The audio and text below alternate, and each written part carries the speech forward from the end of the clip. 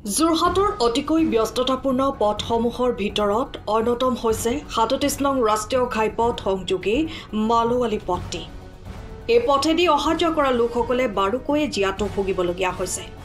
এই পথেদি বহু অঞ্চল তথা প্ৰায় ১০০খন গাঁও আৰু ১.৫ গাঁও সংযোগ কৰি আহিছে। বৰ্তমান সময়ত সদাব্যস্ত এই পথটি অতিকৈ জৰাজীৰ্ণ অৱস্থালৈ পৰিণত হৈ পৰিছে।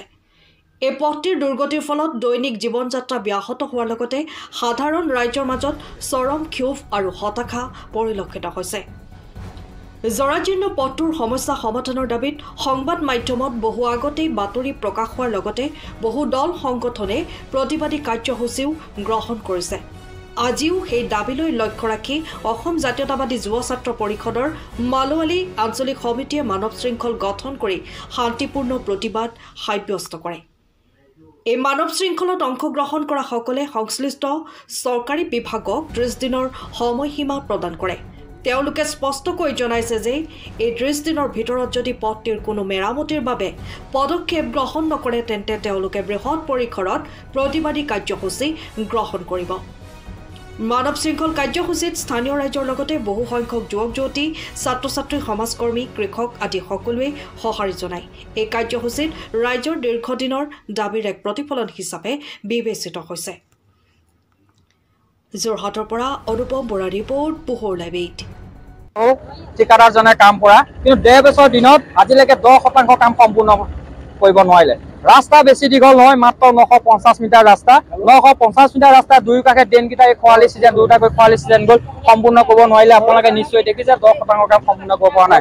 কালি আমাৰ মালোৱালী আঞ্চলিক সমিতিয়ে যুৱ ছাত্ৰ পৰিষদে যেতিয়া কাৰ্যসূচী ঘোষণা কৰিলে, সামাজিক মাধ্যমত পালে তেতিয়া ৰাতি আহি ৪ গাড়ী চেন গেৰেজৰ ইয়াত ৰাস্তা কাম আৰম্ভ কৰিছে। ইয়াত আমি এটা কথাই উল্লেখ কৰিব পাৰিছোঁ, যোৰহাটৰ এটা গুৰুত্বপূৰ্ণ মালোৱালী পথ, যিদিনাখন এই পথটোত মাননীয় মুখ্যমন্ত্ৰী ডাঙৰীয়া আহিছিলে ১২ ডিচেম্বৰ তাৰিখে, সেইদিনাখন ৰাতিৰ ভিতৰতে এই ৰাস্তাটো ৯৫০ মিটাৰ কামত সম্পূৰ্ণ কৰিছিলে। কিন্তু তাৰ পাছত সেই ৰাস্তাটো কোনো কাম আজিলৈকে নাই।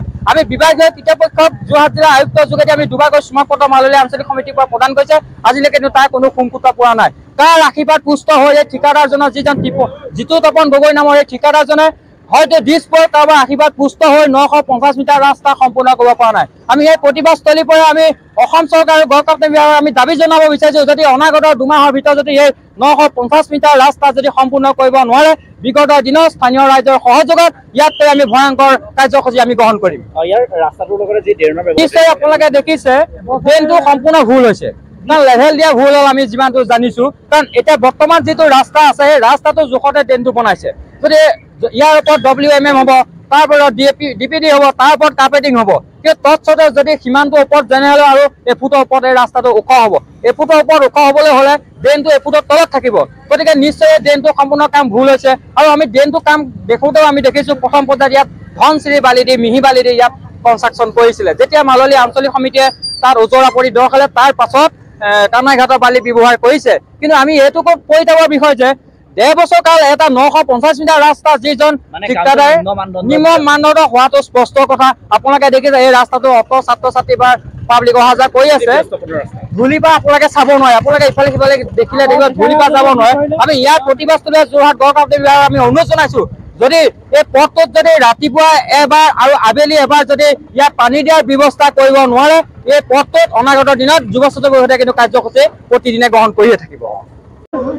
এই অঞ্চলটো এটা হৈছে কৃষি প্ৰধান অঞ্চল। এই অঞ্চলটোৰ পৰা আচলতে দৈনিক হাজাৰ হাজাৰ ব্যৱসায়ী নগৰমুখী হয় ব্যৱসায় বাণিজ্যৰ কাৰণে। এই অঞ্চলটোৰ পৰা দৈনিক হাজাৰ হাজাৰ আচলতে শিক্ষাৰ্থী শিক্ষা অৰ্জনৰ বাবে নগৰমুখী হয়।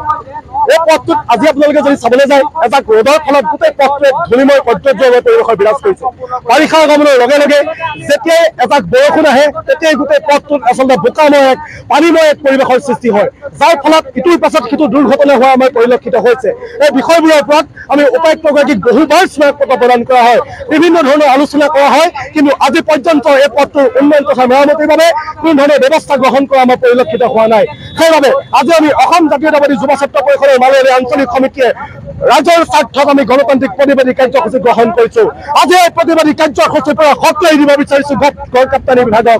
আজি এই প্ৰতিবাদ কাৰ্যসূচীৰ পৰা সক্ৰিয় দিব বিচাৰিছো অকৰ্মান্য সেই ঠিকাদাৰজনক। যদি অনাগত দিনত যদি এই পথটোৰ উন্নয়ন তথা মেৰামতিৰ বাবে কোনো ধৰণৰ যদি ব্যৱস্থা গ্ৰহণ নকৰে, আমি সময়সীমা বান্ধি দিছো মাত্ৰ 30 দিন। যদি 30 দিনৰ ভিতৰত যদি এই পথটোৰ উন্নয়ন তথা মেৰামতিৰ বাবে কোনো ধৰণৰ ব্যৱস্থা গ্ৰহণ কৰা আমি নেদেখো, তেতিয়া কিন্তু আমি অনিৰ্দিষ্টকালীনভাৱে মালৱালী পথ স্তব্ধ কৰি দিম।